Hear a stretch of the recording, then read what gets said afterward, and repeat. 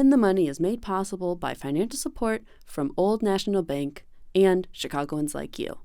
Thank you.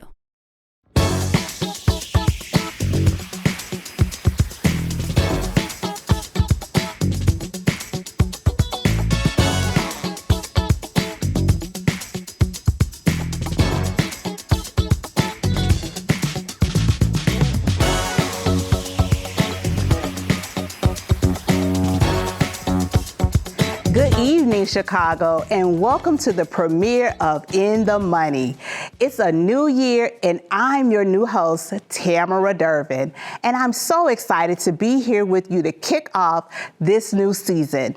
As a widow and a mom to a teenage son and a passionate financial literacy educator, I bring my personal experience and expertise to create programming to help you navigate your financial journey. Having been a guest on this show before, it's truly an honor to now be your host. My vision for In the Money is to create a relatable and transformative space where we can inspire you to not only get in the money, but also stay in the money and grow in the money.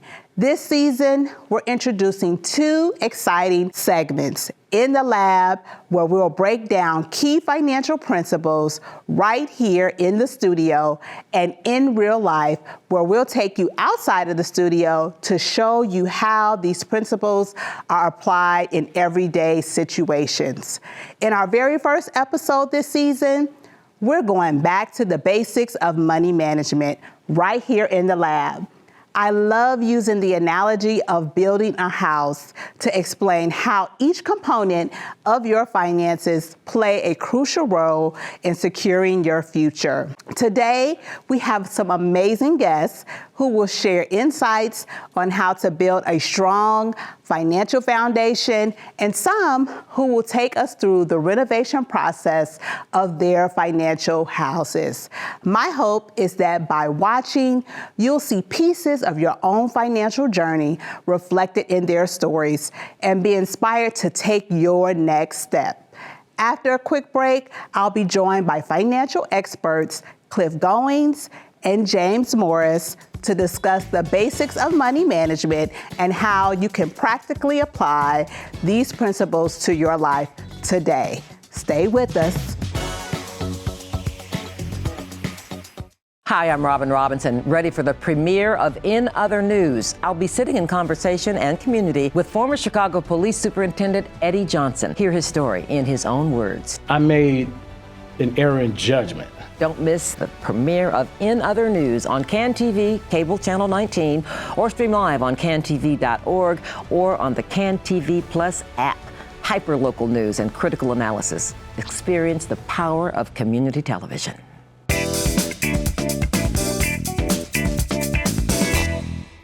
Welcome back. My first guests are Cliff Goins. He's an author, investor, financial literacy expert, and James Morris, also an author, economist, real estate investor, and fellow financial literacy expert. Welcome to In the Money, Cliff and James. Thank you for having me. Thanks for having us. So let's jump right in. We're talking about building our financial houses and the basics of money management. And I'm going to ask this of you, James, first. Many experts say that the foundation of financial security is a solid budget. So what are the simplest, most effective steps someone can take to create and actually stick to a budget? You know, the first thing is a person needs to know like what it costs to be them. And what that means is how much money do you bring in, and then how much money is going out. And then once you can see that visually on paper, then you can kind of trim the fat, is what I like to say. And that's the things that you don't necessarily need.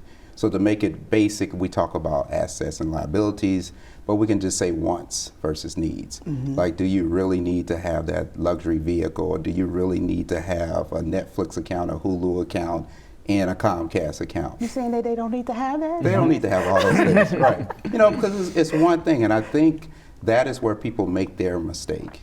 You know, you say you try to keep up with the Joneses, and really you look at the 50, 30, 20 rule, where 50 is going to be your needs, and then 30 is going to be your wants, And then the last 20% should be like your savings and debt reduction. Okay. That's good. Now you telling the people this is what you need to take to be you, and what are your needs versus your wants. Right. Okay. Now, Cliff, we're going to take it a little deeper. When it comes to actually managing this budget, this 50-30-20 that James talked about, and looking at the two main pillars of the budget, your income and your expenses, what practical advice would you give to our viewers on actually boosting their income and keeping their expenses in check? No, I love that question. I think about it in two ways. I think there's the why, and then there's the what. The what is really the practical piece, and we can talk about that. That's not rocket science. Okay. The why is really important. So the first thing I want people to really think about is, what is their why? Like, why is your budget functioning how it functions? And then what are you trying to do with your budget? That gets to some of the kind of mental and emotional aspects of money management. But the what is very practical. I call it the practice less than, right? Practice less than. Okay. And it just means you have to spend less than you bring in. Can you say that again? Rocket science. Can you say that again? It's rocket science. You have to spend less than you bring in. Yes. Now, again, very practical, tells you what to do, doesn't necessarily tell you how to do it, and it definitely doesn't deal with the why. But on the income side of things, you can do very practical things. If you have very specific goals and maybe you've gotten behind the 8 ball, then you can think about maybe getting an extra job, right? You can think about upskilling so that you could qualify for maybe higher paying jobs. And so those are very practical things you can do to expand your income. On the expense side, to his point, you have to start thinking about needs and wants and really identifying them. And so maybe you have to make some different decisions too. Maybe you need a roommate. Ooh. Right? Right? And so maybe you need to start thinking about some very practical things that might be temporary sacrifices you need to make to get where you want to be. Okay, those are good tips. So in talking about financial houses, I know that we have viewers that are probably at various stages in their financial houses, and so I want us to be able to give them some specific advice based on where they currently are in their financial situation. So James, I want you to take this one. For those starting to actually build their financial houses, what steps should they take to set themselves up for success? So this would be like someone in the very beginning of starting, let's say, to work, and they're starting to build their house. What advice would you give them? Great question. The advice I would give people is, number one, you have to understand the money that you have that's coming in, right? And you want to make sure that you're taking care of those key needs. I like to say invest, because consistency and time is going to pay back. But you should always first start with educating yourself and making an investment in yourself, and then you know, like, should I be investing in a retirement plan versus an IRA, right? Should I be doing the difference between a Roth or a traditional? And can I look and identify a gift in myself? And your gift is something that comes easy for you, but is difficult for someone else. Because for me, I like to have multiple streams of income, because if you're just dependent on one income, that is almost too close to being unemployed. You need to say that again for our viewers. Because most people, you know, they have their job and they work within that budget based on their job, but they never think about increasing the number of income streams that they have. So that's great advice. Okay, Cliff, I'm going to kick this question over to you. And now, let's say this person is, you know, in the middle stages, they have a home, right, their financial house. What advice to viewers who feel like they may have made mistakes in their financial houses and now they want to rebuild? So let's say they have debt, they may not have any savings, and they maybe haven't started investing for retirement. What advice would you give them? Yes, that's a really good one. I would say, first off, there's no mistake-free path to financial independence. So it's actually okay to have made mistakes. Yeah. We have all Yes. made mistakes. We all have to deal with the shame that comes with that. We all have to deal with the fear that may surround that. And so that's okay. And so I would say, embrace those feelings, And as we say in our church, right, feel those feelings. And as you kind of work through that, you can then kind of get to the other side to get more practical around how you think about getting out of those things. And then you can get very specific. So if you have debt that you're trying to tackle, you can get very specific about, okay, how might I rearrange my income and expenses so that I can accelerate my way out of that debt. If you're thinking about savings, maybe you just need a super small goal. I want to have $250 in a savings account in the next 6 weeks. I'm going to set aside $40 a week for the next 6 weeks. And it gives you something super practical and small that you can start working towards. And you can figure out that, maybe I don't need all those subscriptions. Right? And maybe I don't need that next Starbucks run. And so that's what I would say to someone like that. Okay, those are practical tips and actual real life things. Start small. Thank you, Cliff and James, for your wisdom and your tips. After a quick break, we will continue our conversation with Cliff and James, and joining the conversation will be Kaylin Searles and Eric Sloss, who are being coached by our two experts. In the Money continues on the other side of a short break. Stay with us. I'm Andy Zopp, the host of Chicago Newsroom 2.0. Every week, we gather for insightful conversations with local journalists and community leaders as we discuss the news of the day and how it impacts the lives of Chicagoans. Join the conversation on CanTV Cable Channel 19 or stream live on cantv.org or on the CanTV Plus app. Hyperlocal news and critical analysis. Experience the power of community television. Joining the conversation are Kaylin Searles and Eric Sloss. They are here to share their real-life journey of starting to build and rebuild their financial houses. Kaylin is 23 years old and an educator, and Eric is 43 and employed full-time. Welcome to In the Money, Kaylin and Eric. Thank you for having me. Thank you. So I'm going to jump right in. Can you guys, for our audience, tell us a little bit about what stage of life you're currently in, and how would you currently describe what your financial houses look like? So I'll start with Kaylin.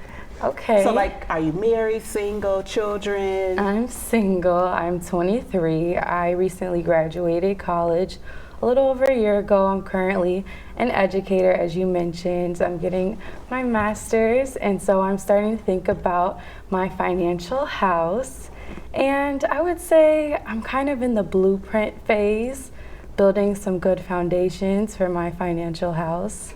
Okay. Do you have any children? I do not, no. Okay. Now, Eric, what about you? So I'm married. I have 4 children. Work full time. As far as my house, I'm in the remodeling stages. Okay. So I'm trying to tear everything down and rebuild it back up. Okay, so tell us a little bit about the remodeling. So the remodeling stage, what I mean is that I went through a bankruptcy some years ago, got all these credit cards, had to consolidate again, and then try to build the credit back up. So I want to be able to remodel my house so that my house looks much better than what it did previously. Okay, gotcha. So I'm gonna ask you this, Eric, in conjunction with what you just said. So looking back at some of the things that have gone on in your financial journey, what in the past do you feel like has held you back from fully pursuing your financial goals and actually going after working on your financial house? Fear and me. I was in the way. Say that again, fear, because sometimes people feel they're by themselves with those feelings. No, it was fear. It was fear of feeling like I don't have enough. Fear of feeling like, second guessing myself on a lot of things. Yeah. And then fear of feeling like I was left out because I wanted to keep up with everybody else. So those were that's what it was. I was in my own way, and I refused to get help. Yeah. So I'm thankful and glad that you stepped into this opportunity to work with Cliff, letting go of that fear and stepping into, okay, I need help, and let me get help so that I can go after my financial goals. Yes. So thank you for that. Looking ahead to 2025, what are some of your key financial goals, and how do you plan to achieve them? What have you and your coach, what have you guys talked about? Okay, some key financial goals is to start some emergency savings and build on that. And one of the vehicles we talked about is a high yield savings account. So that's one of the things that we discussed. And then we also discussed creating some ways to have passive income. And we discussed using real estate as a means to do that. And I'm also planning on publishing a book as a means to generate some income through publishing revenue as well. I think one of the plans is just really re-looking at my budget and doing a lot of research on different programs because I think there's a lot out there. Okay, good. Okay, now let's go to you, Eric. So Cliff and I talked, and it is getting rid of the credit card debt, like the consumer debt. I want to cut it by 50% by the end of the year. Okay. But not only that, I want to be able to have a savings of $5,000 to $10,000. I'm trying to be really aggressive with it. Okay. So to do that, I need to pay off credit cards, and the money I was going to use from those credit cards put into that savings account. Okay. And then eventually, I am going to get into investments. You saw that look, right? You're reluctant, and I know that Cliff has worked with you on this. So I'm reluctant because, again, fear. Okay. Fear of losing money in the investment, fear of it not working out or panning out. But talking to Cliff and having a conversation, it's like, just get over it and move forward. It'll happen when it happens. Just put the effort in. You put the work in, it'll come back and work for you. Yeah, and you want your money to work and for you. I do want my money to work for me, especially while I'm asleep. Right. So those are good. Okay, so let me ask you this. So you kind of talked about this, Erica, you may want to expound on this a little bit more. So what do you feel like your biggest challenge? So we talked about your goals. What do you foresee maybe your biggest challenges in actually achieving those goals? Keeping to my budget. I have the tendency to splurge on my wants, and then when it's time to pay the bill, I'm like, that can wait. So keeping true to the budget. Can you be more specific? This is a conversation. I knew he was going to do this to me. So for me, my splurge is Amazon.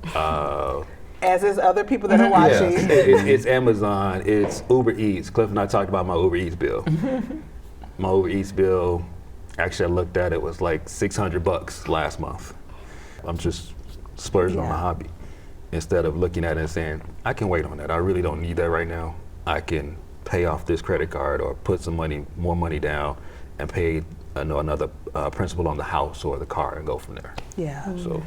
Do you have a challenge that you foresee for you? Yes, I would like to echo that. I think being consistent is really challenging, and for me it's a little bit different. For me, I am usually pretty conservative when it comes to saving my money, but when there's a deal,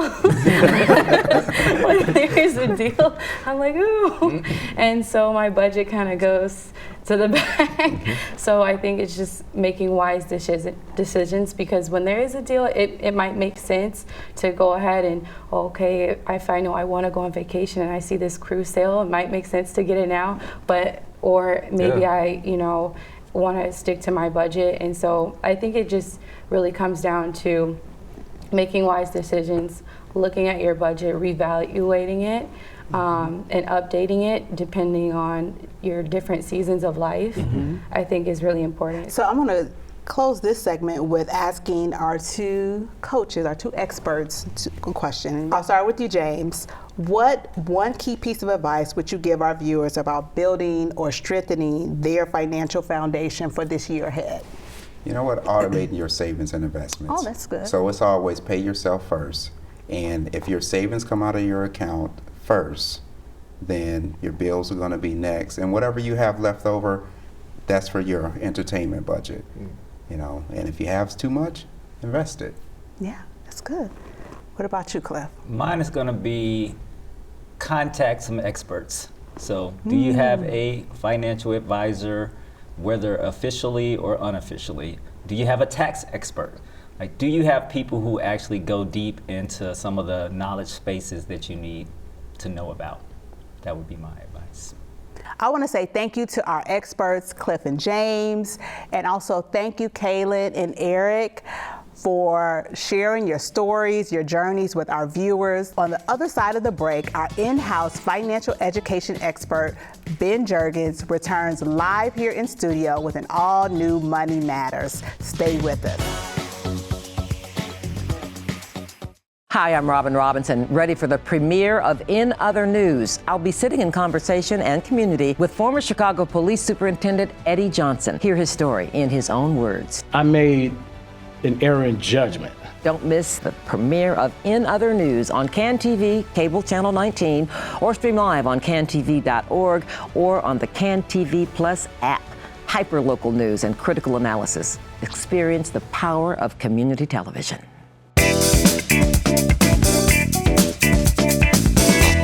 Joining me now for this week's Money Matters is Old National Bank's Director of Financial Empowerment, Ben Juergens. Welcome back, Ben. Thanks, Tamara. It's good to be here. Good to have you.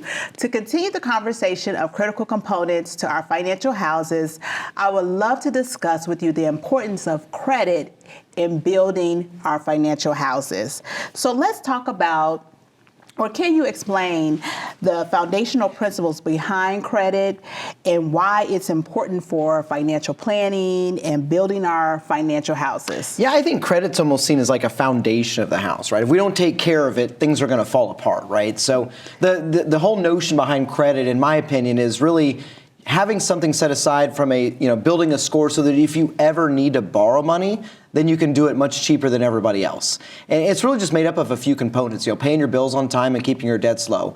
There's other things that go in there, but in my opinion, that's the piece that we need to focus on because it makes the biggest impact to people's lives. And I feel like people miss the credit piece. They don't realize how important it is. And then when they, like you just said, go to buy something that you need a loan for, it's like, oh, I needed to have a good credit score to do this. Yeah, it's not even just the loan side, right? So many people pull your credit these days. I mean, it's utility companies, insurance, lenders, cell phones. So many people pull it. And I think back in the day, maybe it wasn't as important unless you needed to borrow money. But this day and age, you really need it for almost everything, including a lot of employers that are going to pull it as well. So it not only makes things easier, but it makes it cheaper as well. Easier and cheaper. We want that. And I'm glad you mentioned those other things because sometimes people don't know those other things that your credit can be used for.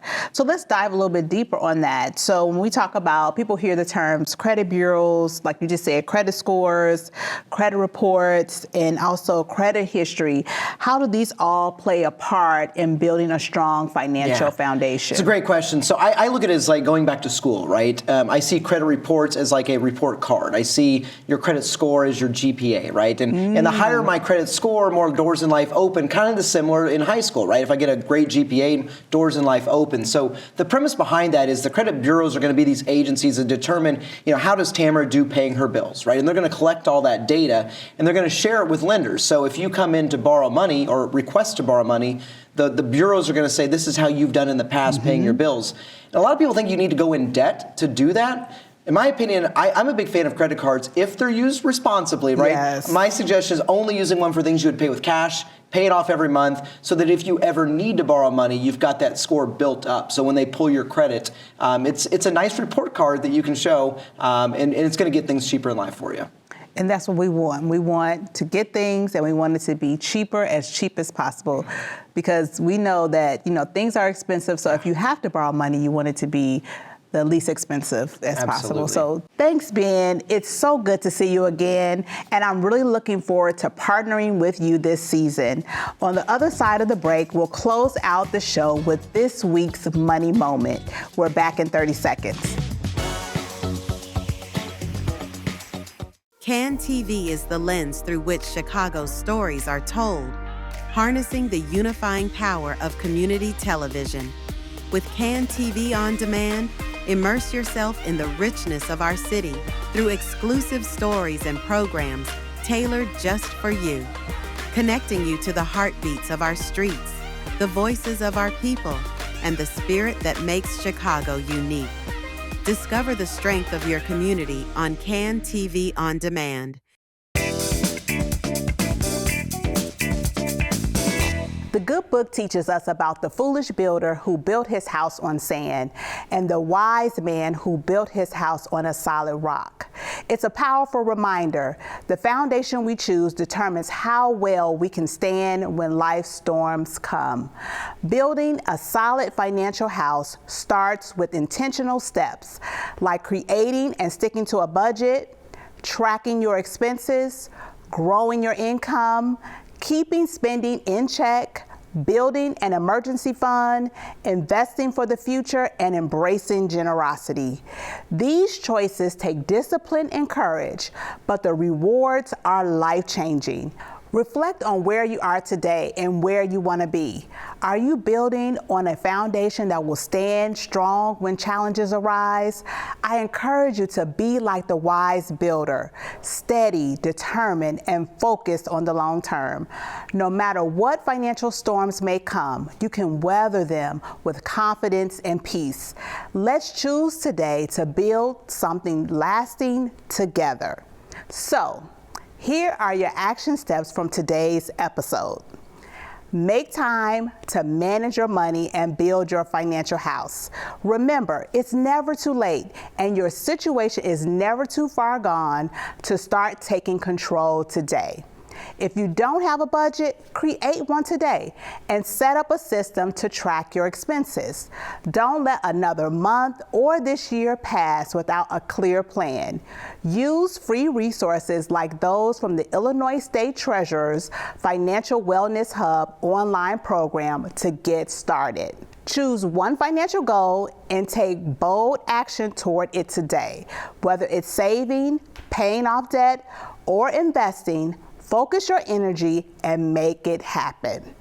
Your financial future is in your hands. The steps may be small, but each one gets you closer to the strong, stable foundation you deserve. Let's make progress together starting now. Join us next week as we dive deeper into financial vision and goal setting so that you can create the financial life you love. We will be back with an all-new edition of Money Matters.